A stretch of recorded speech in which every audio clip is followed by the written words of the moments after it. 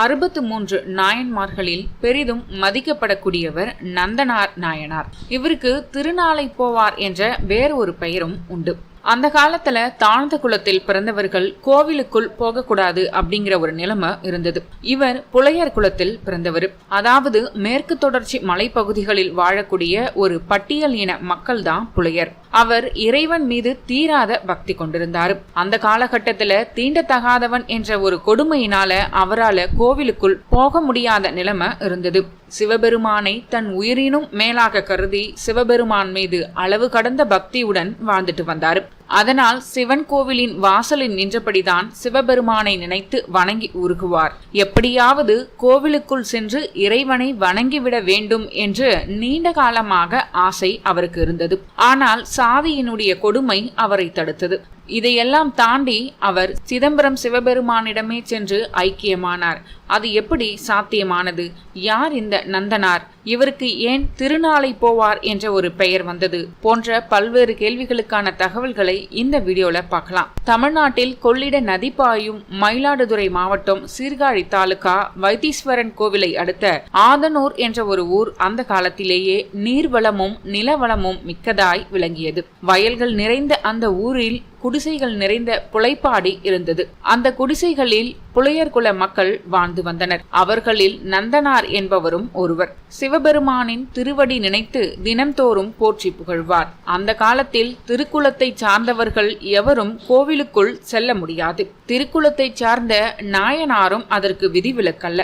சிவபெருமான் மீது தீராத காதல் கொண்டிருந்த நந்தனாரால் கோவிலுக்குள் நேராக சென்று சிவபெருமானை தரிசிக்க முடியவில்லை. கோவில் முரசுகளுக்கு தோல் தைத்து கொடுப்பது, யாழ்களுக்கு நரம்பு செய்து தருவதுதான் இவருடைய வேலை. அதில் கிடைக்கும் பணத்தை தனக்காக இல்லாமல் சிவத்தொண்டு திருப்பணிகளுக்கு செலவு செய்து வந்தார். நந்தன் தாழ்த்தப்பட்ட குலத்தில் பிறந்ததால் அவரை கோவிலுக்குள் அனுமதிக்க மறுத்தார்கள். அதனால் கோவில் வாசலில் நின்றபடிதான் சிவபெருமானை மனதால் வணங்கி வருவார்.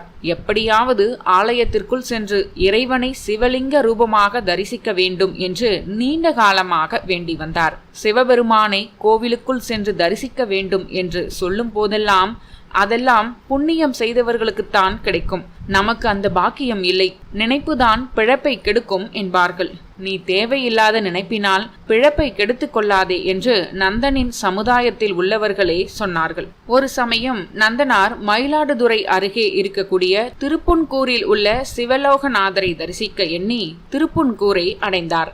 அக்கோவிலின் உள்ளே செல்ல அக்கால கட்டுப்பாடுகள் தடுத்ததால் வெளியே நின்று கொண்டு சிவலோகநாதரை தரிசிக்க முயன்றார். வழக்கம் போல் சிவாலயத்தின் வெளியே நின்றபடி சிவலிங்கத்தை தரிசிக்க மூலஸ்தானத்தை எட்டி எட்டி பார்த்தார் நந்தன். சிவலிங்கத்தை கண்ணார காண முடியவில்லை. காரணம், நந்தி மறைத்து நின்றது. சிவலோகநாதரின் முன்னால் இருந்த நந்தி நந்தனாருக்கு இறை தரிசனத்தை மறைத்தார். இதனால் மனம் நொந்த நந்தனார் இறை தரிசனம் கிடைக்க அருள் புரியுமாறு இறைவனை மனமுருகி வேண்டினார். அப்பனே, உன்னை காண விடாமல் மாடு குறுக்கே நிற்கிறதே என்று கலங்கினார். அப்போது யாரும் எதிர்பாராத ஒரு அற்புதம் அங்கே நிகழ்ந்தது.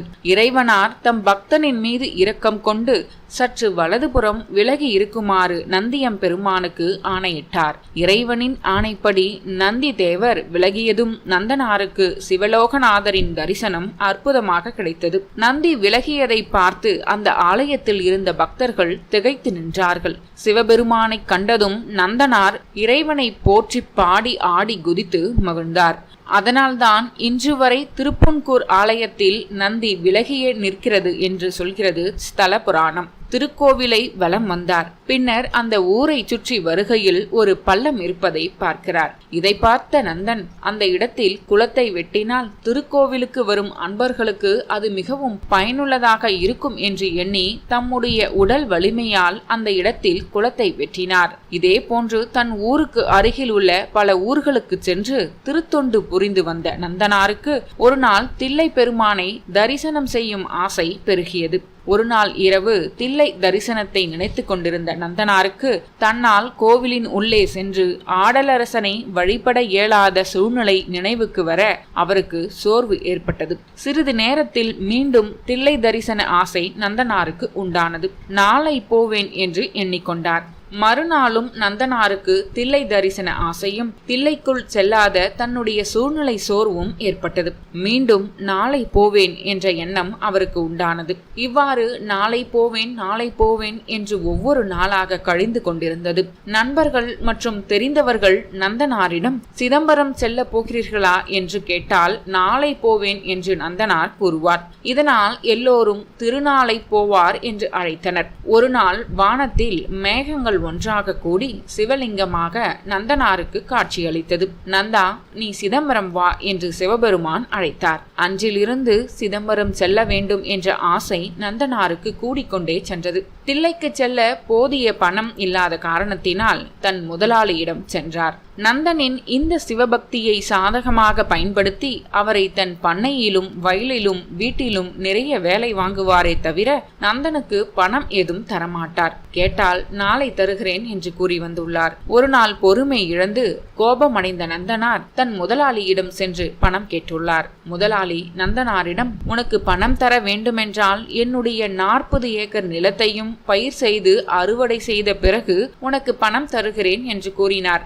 இதை கேட்டு அதிர்ச்சி அடைந்த நந்தனார் விவசாய நிலத்திலேயே அழுதபடி மயங்கி விழுந்தார். நந்தனாருக்காக இன்னொரு அற்புதத்தை நிகழ்த்தினார் சிவபெருமான்.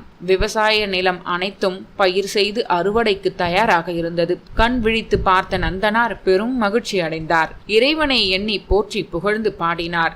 இதை அறிந்த முதலாளி சிதம்பரம் செல்ல பண உதவி செய்து அனுப்பினார். தில்லை எல்லையை சென்று சேர்ந்தார் நந்தனார்.